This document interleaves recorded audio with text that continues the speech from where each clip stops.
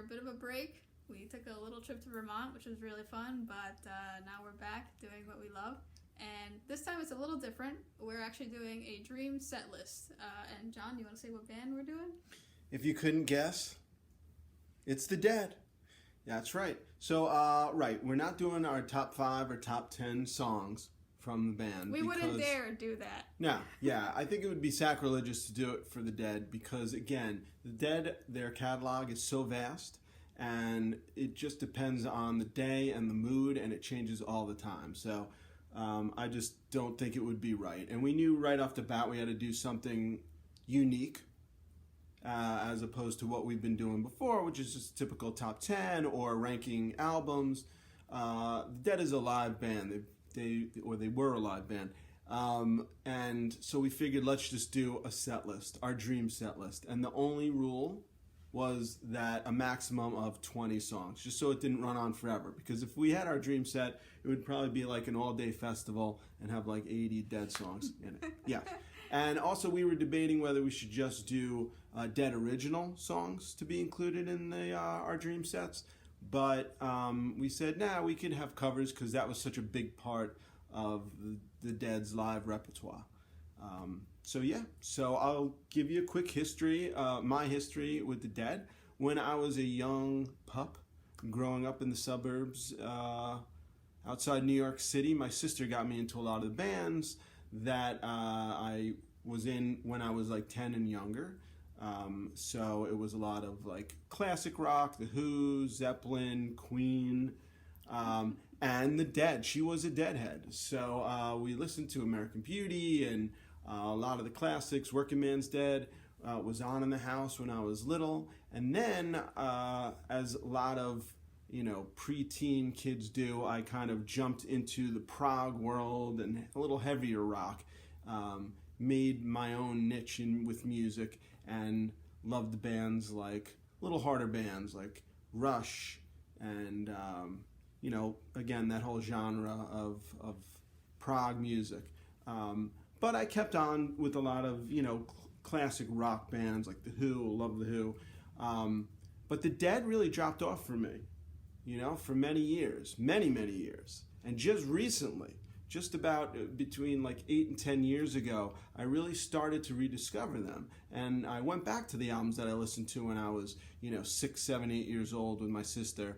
And I said, holy crap, this is a great journey.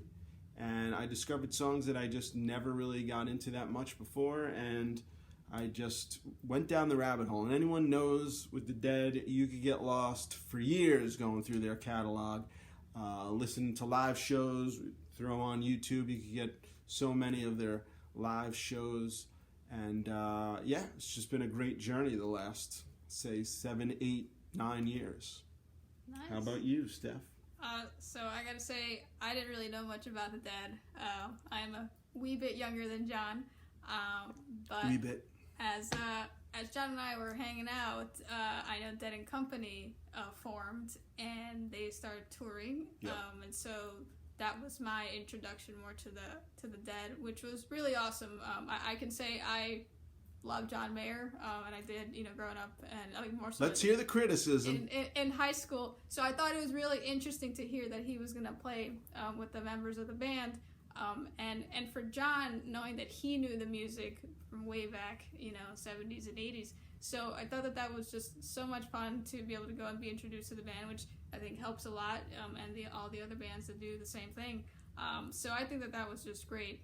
And John and I really bonded, listening to all their catalog again. And just like, again, John said, this is a live band. I mean, you see a lot of their shows. Thankfully, YouTube has a lot of them. It's just like you never got the same kind of show.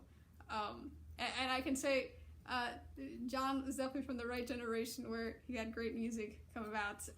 And I really do wish I would have been able to be older to have gone to a show prior to Derek Garcia. So sorry to interrupt, but that's my biggest regret is not seeing the Dead. And I had my chances. All those years, again, I was a prog rock snob. So I was going to see Rush and other bands, and I just really said, the Dead, they always tour. They're always on tour. I'm not that into them, whatever. And I so regret it now because the chance to see Jerry live, oh man. I just, the day he died, I could remember it like yesterday. I was in the city on a job interview, and I just was like, holy shit, Jerry Garcia died. And I'll never get to see them live. So yeah, that was a big, big regret. Looking back now, I just would have loved it. And, Dead and Company is great. Love J-Rad. Okay? We've seen Dark Star. We've seen J-Rad about a dozen times, and they're just amazing. To me, J-Rad is the epitome of, like, making the Dead's music live on because they improv so much of the music. They make it their own. They take the clay that is the Dead songs, and they really, again, they just make it into something of their own. Which Dark Star is great, but I really appreciate J-Rad because, again, they're just so unique. Whereas Dark Star is just kind of almost imitating the music. They mirror like Dead shows from the past, and they do that.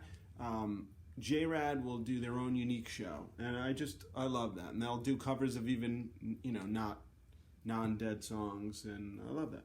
I thought we were going to wait till the end to do I know, no. that. So I know, we were going to have this debate after, but Steph agrees with me. J-Rad rules, and I just had to get that out of there. Yeah. Yes, please, argue amongst yourselves. It's just, it has been fun. It's for someone like me who didn't grow up listening to the Dead. So it's just really awesome to see other people do their interpretations. And it's just all around, it's always a good vibe. And that's what you get from the Dead, from their music, again, and it is a community, and that's what's so, I think, cool about it too, that it's not literally just that it was these, guys who, like, again, just so amazing of a band, and their history, but also just the community in that sense that, they really are, like, for all the people, and so I think I really do appreciate that. So yeah, it's been great to kind of get into their catalog, and as John said, go down the rabbit hole, and boy, it's like never ending. And it's interesting. Today's Halloween, and the Shakedown stream, if you watch, they played a show from Radio City. Right, from 1980. Yep. Yep. And so that's just cool because it was a whole different kind of set that they did. They actually did an acoustic set. For this one show. Yeah, it was a great show, yeah. And that's the thing, they are a unique band. I think that's what, after all these years, 50 plus years. They were a unique band. They were, but they continue they continue to be relevant, and that's important. Oh, absolutely. I think Jerry Garcia, don't know if he would imagine that 50 plus years later, people are still just as much into the Dead, and how many new fans and people's kids and grandkids. Yep. But that's what's so great. You have these different generations, who can, listen to these songs and just appreciate it. And again, what better thing to happen, when you're creating, this work of art, I call it. And again, these guys, did this together for so many years. So again, it would be too tough to be able to put a top 10 or 20 even. But this is fun. This is what we could do. With next best thing is do our dream set list, which I think we had talked about for a while, so I'm glad we're finally doing it. Right, and since Steph was so young, she couldn't go to a show, and me, I missed opportunities. This is us, like, just tripping out and saying, oh man, imagine this would be the show. So I'll let you do the honors first. Now, the way we're going to do it, I'm not going to interrupt Steph and say, oh my God, that was on my list. I'll wait, we'll hear her list, and then I'll do mine, and then we could talk about the ones that we overlapped, which I'm sure there'll be plenty. All right. So I'm going to start with Bertha. Okay. I'm just going to say, for me, Bertha is definitely one of the first songs I heard, and I just definitely gravitated to it. Mama Tried, Tennessee Jed. Playing in the band, I will say Boston 77. For all you Deadheads out there who know specifics, you know what I'm talking about. Scarlet Begonias, Fire in the Mountain, of course, can't do Scarlet without fire, right? Saint Stephen, Estimated Prophet, Samson and Delilah. I really dig that song. I think it's again another really strong one that I really, really enjoy. Mm-hmm. Eyes of the World, I'll quickly say I went to the bathroom during a graduation a few years back, and little did I know the words on the wall were actually from Eyes of the World. So funny how kind of things come back. And Also, someone scrolled the words. Somebody had written it on the bathroom wall, and I thought, wow, that's really interesting. I had no idea there were song lyrics. So, funny story that I always can tell. I think that was my nephew Josh's graduation. I think so. Yes, I think it was. Course. Yes, a very flower kind of. Shout out to Josh and Gabs, who went to many J-Rad shows, and they love the Dead. So shout out. Shout out. And next is Althea. I think a very special song again to me, and also Ship of Fools, another beautiful song. Not Fade Away. I can say I've listened to Not Fade Away many, many times. I just never get tired of it. So wait, so Not Fade Away in the middle of the set or at the end? That's the next one after Ship of Fools. So right. it's still the second so set. Not even close to the end. Okay. You're on the second set? I'm on the second set already. So Eyes of the World open up the second? Yes. Okay. And then Help on the Way, Slipknot. Again, tough to choose both separately. Think of those songs. I think they're just so great together. Interesting order. I'm paying attention to the order. Yes. And then Franklin's Tower. I just think again the flow of that I think just goes very well, and I just really enjoy the songs. Of course, you have to have Space if it's the Dead. That without question, I would say Space. Has to be in there, and then to go into Dark Star. Which so wait, no drums, just Space. And drums and space. Okay. Drums and space. And then I say Dark Star, which I think it's a great segue. So that'll take up like 40 minutes of the set. Exactly. All right. So we're about 3 hours in now. I'm keeping it real with what a Dead set would be like.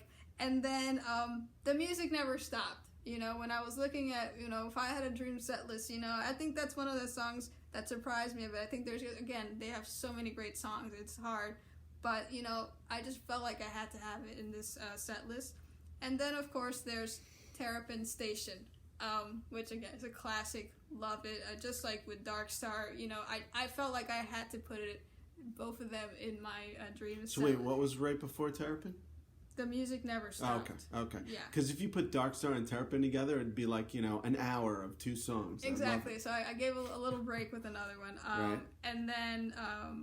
my last one would say U.S. Blues. I think I've come to love, especially when they do those as encores. And again, all you people out there who just know a lot of the set lists over the years, I think I've really enjoyed those shows where that came towards the end. Wow. Okay. Very interesting. So that's like about a 4.5 hour show, I would say. Mine's probably about the same. So, okay, we definitely had a lot of duplicates, but some differences. So I also said open with Bertha, which is very interesting. Wow, yeah, that is so I did cool. say open with Bertha. Then Deal. Nice. No, wait, Deal wasn't on yours? Deal wasn't on mine. I'm surprised because you really love Deal. I know. Okay, so I'm really surprised. So Bertha into Deal. Row Jimmy. That's the third one. Love that song. Estimated Profit. Has to be in my set list. I had it too. Yep, there you go. So we had a Sugary. You had that, right? I did not have Sugary. Oh, you didn't have Sugary. No, okay. Just missed mine. So Estimated into Sugary, Ship of Fools, which you had. I did. Franklin's Tower next. Yes. I mean, come on. If you heard this set, you'd be like, holy shit, right? Then I take it down a notch into He's Gone. Sweet. Steal Your Face Right Off Your Head. Love it. And then I'd end the first set with Terrapin. Nice. Okay. So we ended I ended my second set with Terrapin. Okay, so that was like your ending second. Okay. Yeah, I would have it end off the first set. Just think it would be a beautiful way to segue into a nice 20-minute break. All right. So second set, I would start out with Help on the Way, Slipknot. Had that on my second list. Yep, I would think that would get it kicking.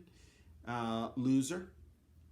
Good So one. I take it down a little notch, but I love Loser. Then I take it up with Mississippi Half Step. Wow, I'm actually surprised. Oh, Yeah. Okay. Then I'd go into Jack Straw. Sweet. Then a cover, Dear Prudence. One of my favorite Dead covers. Great Beatles classic. Then I'd go into Stella Blue. Sweet. All right, and then I'd end the second set with Scarlet Fire. Wow. Mm-hmm. You always have to include those two together, so. Yep. Sweet. Now, do you want me to do my encore first, or you want to do yours? I will do mine first. Okay, go ahead. Yeah. So I really love when they cover The Weight. That's become one of my favorite songs the bands have covered. It's funny, back in college, I think I heard The Weight. Had no idea about the band. But the way that they play it, I think, is really, really great. And I think anything that they do by Bob Dylan is great. So across the board, and as many. So all along the Watchtower, all they along cover. the Watchtower, Wonderful they cover. yeah.